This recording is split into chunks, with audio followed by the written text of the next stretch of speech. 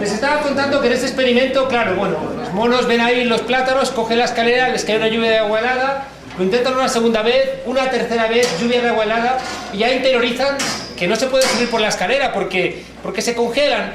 Un mono un poquito más audaz vuelve a subir, los demás le agarran y le dan una paliza. Le dan una paliza, una golpiza y dicen, por ahí no se sube. En el experimento sacan uno de los macacos, entra uno nuevo, el que entra ve la escalera, ve los plátanos, sube, los demás le agarran y le dan una paliza. El mono no sabe por qué, pero interioriza que por ahí arriba no se sube. Sigue el experimento, sacan otro macaco, entra otro nuevo, ve la escalera, los plátanos, sube, lo agarran todos y le dan una paliza, incluido el último que había entrado, que le habían dado una paliza, no sabía por qué, pero se suma a los que golpean al mono que quiere subir por la escalera. En el experimento al final sacan a los 5 monos que habían sido mojados. Todos los monos que hay son monos que nunca han recibido la lluvia de agua helada, pero siempre que alguien va a subir le pegan una paliza. Es decir, han interiorizado que de alguna manera eso no se puede hacer, ¿no? Se pierde, fíjense ustedes, la recompensa. No saben las razones, pero al final lo que han transmitido es la represión de que aquí hemos hecho siempre así las cosas, aquí no vengas tú con cambios, aquí es como siempre nos hemos comportado. En un libro que escribí en España sobre la transición a la muerte de Franco, cuando empieza el proceso democrático, había un chiste que me gustaba siempre mucho, que es un tipo dando un meeting y dice tipo, o nosotros o el caos. Y desde el público alguien le dice, el caos, y el tipo dice, da igual, el caos también somos nosotros, ¿no? Bueno, lo que quiero plantear es que, fíjense ustedes, hemos interiorizado de alguna manera una situación muy terrible en todos nuestros países. Y es muy similar, ¿eh? No crean que el corazón del funcionamiento de la política o de la sociedad en Colombia, salvo, claro, el hecho controvertido y brutal de la violencia, pero el resto de los elementos es idéntico, ¿no? En Colombia, en Venezuela, en Estados Unidos, en Francia o en España.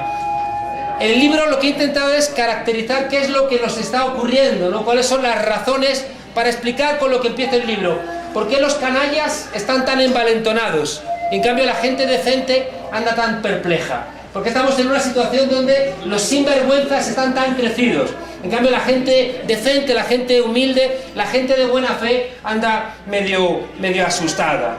Fíjense ustedes que una de las preguntas que ya en el siglo XVI se hizo un francés, Etienne de la Boétie, era ¿por qué unos poquitos pueden controlar a los más, ¿no? ¿Cómo es posible que unos poquitos de seres humanos puedan, por ejemplo, en las monarquías absolutas, controlar al conjunto de la gente? Y la respuesta concreta era, sobre todo, porque interiorizamos la rutina, interiorizamos que no se pueden cambiar las cosas. Esta mañana, fíjense, hablando sobre el tema de las víctimas, sobre el tema de los acuerdos de paz, etcétera, yo he insistido en una idea que creo que es muy importante, y es que ningún acuerdo de paz sirve si no analizamos qué va a ocurrir después.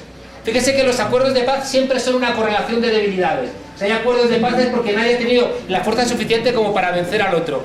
Pero de nada sirve el acuerdo de paz si luego no te das cuenta de que quien va realmente a triunfar es el que escriba el relato de los hechos. Tú puedes firmar un tratado de paz, incluso puedes firmar algún tipo de ventajas para los contendientes, pero si después, en la gestión del relato de lo que ha ocurrido, ganan los poderosos, es como si no hubiera existido el acuerdo de paz. Y los poderosos, fíjense ustedes, son los que tienen los medios de comunicación, son los que tienen los partidos políticos, son los que tienen las relaciones internacionales, son los que tienen el dinero. Y al final, fíjense ustedes, no hablamos del hecho concreto, ni siquiera de un conflicto bélico, no hablamos del hecho concreto de un acuerdo de paz, sino hablamos del relato sobre lo que ha ocurrido, ¿no? Bien, hay 3 elementos que me gustaría compartir con ustedes como herramientas para ver si para algo sirve un profesor. Pueden pasar, o sea, no se queden ahí, pasen, siéntense en la mesa, en la silla, quiten esto, en el suelo.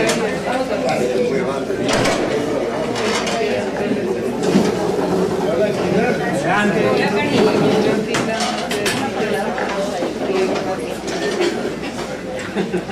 Miren, en 2008, en una cumbre del G8, se reunieron Sarkozy, Obama y Angela Merkel y plantearon que había que crear un capitalismo con rostro humano. ¿Por qué? Porque se había hundido Lehman Brothers, una gran compañía, y ellos estaban convencidos, fíjense ustedes, de que la gente iba a salir a colgarlos de las farolas. No ocurrió. Y por eso después han insistido todavía en las mismas medidas. Y por eso ahora mismo en Europa estamos sufriendo lo que ustedes sufrieron aquí hace 20 años, ¿no? Porque de repente se dieron cuenta de que podían apretarnos las tuercas y nosotros no protestábamos. Para poder conseguir eso han utilizado 3 trucos, ¿no? Que conviene que los veamos, porque si no vemos los trucos, al final nos creemos las películas. Ustedes sabrán a veces cuando en una película ven que les están intentando arrancar la lágrima, de repente no lloras, porque estás viendo que te están construyendo de alguna manera ese efecto, ¿no? Yo estoy convencido de que nos gustan las películas de zombies porque todos nos hemos vuelto un poco zombies. Saben ustedes que lo que caracteriza a los zombies es que parece que están vivos pero están muertos, ¿no? Eso le pasa a una parte de la ciudadanía, ¿no? Parece que está vivo pero lo contrario de no estar vivo no es estar muerto, ¿no? Puedes no estar vivo y no estar muerto. Pero bueno, no es un juego de palabras. Decía que las películas de zombies se caracterizan porque parece que estás vivo pero estás muerto. Luego los zombies, fíjese, tienen una capacidad adictiva, te muerden y te hacen uno de ellos, ¿no? Los zombies nos dan miedo porque se parecen mucho a nosotros. Son seres humanos con nuestro aspecto. Los zombies también, fíjense ustedes, nos dan mucho miedo porque lo que tenían que tener por dentro lo tienen por fuera, ¿no? Es decir, como están muy sobrados, ¿no? Están como muy crecidos. Y fíjense, hay una cosa muy escondida de los zombies, es que los zombies están movidos por el deseo. El zombie te persigue, ¿no? Y no le asustas con nada, ¿no? De alguna manera, fíjense ustedes, yo le estaba dando vueltas a la idea y llegué a la conclusión de que es que nos hemos vuelto todos un poquito zombies. Y es por eso por lo que explicamos que haya tanta gente que da igual lo que ocurre, que no termina de reaccionar, que no termina de responder, ¿no? Les decía que nos han hecho zombies a través de 3 maneras. La primera es que nos han obligado a no mirar en determinados sitios. Es decir, que ellos nos dicen dónde tenemos que mirar y hay cosas que si tú no las miras, no las ves.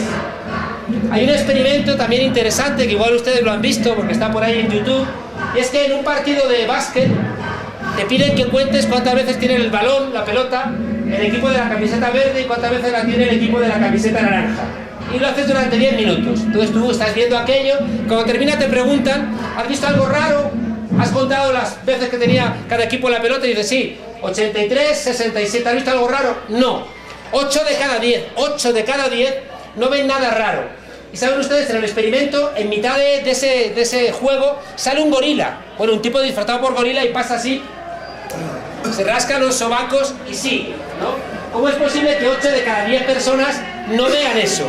Bueno, no lo ves porque no has podido mirarlos, sino que estás mirando en otro lugar. Bueno, pues fíjese, el poder está haciendo esto constantemente. Nos está diciendo dónde tenemos que mirar y dónde no. Y ahí tenemos que ser muy astutos, porque una de las maneras que tiene el poder para que no miremos en determinados lugares es ocultar con palabras la realidad de las cosas. Eso es muy importante entenderlo. Fíjense que expresiones terribles que ustedes aquí usan, hay una que yo se la cuento a mis estudiantes en España, cuando hablan de desechables, de seres humanos que son desechables. Es una expresión para los pañuelos que te suenas la nariz y luego los tiras. Un ser humano que tú lo llamas desechable, ya lo has matado de alguna manera. De que el simple nombre, claro, pero el simple nombre de desechable ya te elimina. Fíjese qué cosas tan terribles como los asesinatos por parte del Estado de seres humanos, los llamas falsos positivos. Que casi suena bonito, ¿no? ¿Qué hacen los sindicatos, por ejemplo, hablando de mercado laboral? Pero si llevamos 100 años luchando para que los seres humanos no seamos mercancías como las patatas o las zanahorias. En cambio, hasta los sindicatos interiorizan la expresión mercado laboral, como si la suerte de los trabajadores tuviera que zanjarse, ya digo, en un mercado. Fíjese que es muy importante entender esto, de que nos han acostumbrado a que no miremos en algunos lugares, que al final barbaridades terribles al final no significan nada. Resulta que en Irak no hay muertos, y hablamos a lo mejor de 600.000 personas, 600.000 personas, allí son daños colaterales, ¿no? Las guerras ya no son guerras de invasión, son guerras humanitarias. El capitalismo es capitalismo popular, el conservadurismo es conservadurismo compasivo. Hay toda una serie, ¿no?, de mentiras que al final, fíjense ustedes, te dicen mira en esta dirección y no mires en esta otra. Ocurre con la enseñanza de la historia. De repente a ti te pueden contar la historia de tu país, pero ocultando determinados hechos que si tú los recordaras te estarían alumbrando peleas muy parecidas a las que tienes tú ahora. En cambio, si tú miras hacia atrás en tu historia y no ves nada más que agujeros, no ves nada más que desmemoria, resultaría muy complicado que tú veas en el pasado gente que anticipó nuestra necesidad de luchar, nuestra necesidad de pelear. Por tanto, fíjense ustedes, esta enseñanza que llevamos 30 años en sociedades, recuerden la expresión, saturadas audiovisualmente. Vivimos en sociedades donde un adolescente en cualquiera de nuestros países ha visto 500.000 de comerciales. 500.000 de comerciales, donde les han enseñado a que la vida es solamente una manera de ser y no otra. Y de repente cualquier manera alternativa de entender la vida es insultada, es discriminada, es señalada como algo ajeno al sentido común. Fíjense que esta enseñanza constante en nuestros países de que no miremos en determinados lugares, ¿saben en qué se traduce? Se traduce en que muchos hemos interiorizado que no hay alternativa a las cosas. Demasiada gente se ha creído que las cosas solamente pueden ser así. Nos ha ocurrido como a los monos de la escalera y del experimento. La gente no sabe que las cosas pueden ser de otra manera. Fíjese qué importante es esto, porque a menudo para cambiar las cosas hay que ignorar, no saber. Yo recuerdo en Buenos Aires vi una pintada en una pared. Se jodió. Una pintada en una pared que decía: no sabía que era imposible, fue y lo hizo. Es decir, que solamente cuando no sabes que es imposible hacer determinadas cosas, es que las haces. Hay 2 premios Nobel de Economía, Krugman y Stiglitz, que han dicho que el éxito del modelo neoliberal, el éxito de esta economía que plantea que esto es una lucha de todos contra todos y que lo público no funciona, el éxito es que hemos interiorizado que no hay alternativa a ese modelo. Y plantean estos autores que no hay ningún tipo de realidad en sus planteamientos. Nos han dicho: abrir las fronteras, que vais a aumentar las exportaciones. Mentira. Nos han dicho: bajar los impuestos a los ricos, que va a aumentar la inversión. Mentira. Nos han dicho que bajen los salarios de los trabajadores, que va a aumentar el empleo. Mentira.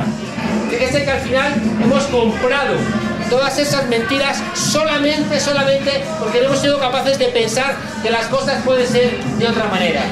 Todos ustedes que seguro que son gente de buena fe, seguramente que están convencidos, muchos de ustedes, de que en Venezuela hay una dictadura. Pero ¿cómo no vas a pensarlo si el 100% de las noticias que nos llegan son en esa dirección? ¿Por qué ese ataque profundo a lo que ha significado Venezuela? Pero cuidado, que también fue con Lula, también fue con Evo Morales, también fue con Correa. ¿Saben por qué? Porque lo que no resiste el sistema es que haya alternativas. De alguna manera todos nos hemos convertido zombies a través de 3 grandes trampas. La primera, les decía, es que nos han dicho que no miremos en determinados lugares. Es como lo de la Biblia, ¿no? Cuando el Dios del Antiguo Testamento, que siempre está enfadado, te descuidabas y te mandaba una plaga, es cuando probamos el árbol de la ciencia, el árbol del bien y del mal. Dios nos dice: no probéis de ese árbol, porque si lo hacéis es que queréis ser como yo. Y el ser humano, que lo que quiere es saber, quiere conocer, queremos saber por qué nos vamos a morir. ¿Cómo no vamos a probar de ese árbol, no? Y en la metáfora de la Biblia, probar de ese árbol de la sabiduría, el árbol de la ciencia, hace que nos expulsen del paraíso. Yo, en cambio, lo que les estoy planteando es que hay que probar del árbol de la ciencia. Fíjese que es verdad que cuando uno sabe más, le duelen más cosas. A mí no me duele solamente España, a mí también ahora me duele Colombia. Y si conoces más países, te duelen más países. Pero también, fíjese, aumenta tu propia humanidad.